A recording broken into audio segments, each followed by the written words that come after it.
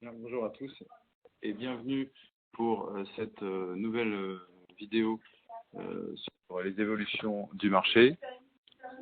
Alors, ce qui se passe est en ce moment très intéressant.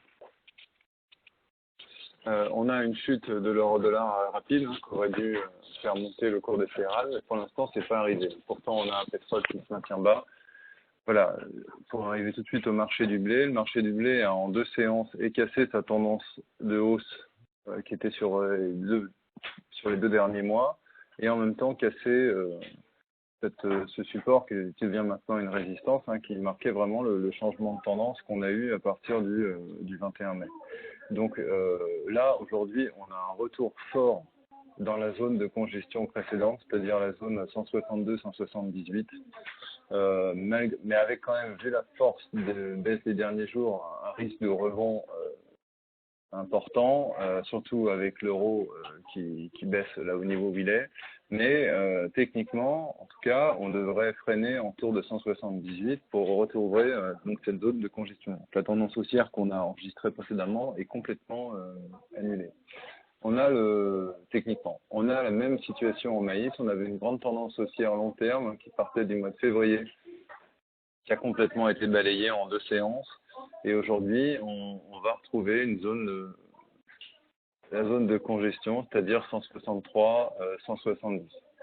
Le marché ouvre au moment où je vais faire cette vidéo et vous allez voir que les échanges sur le blé se font en légère hausse. Voilà.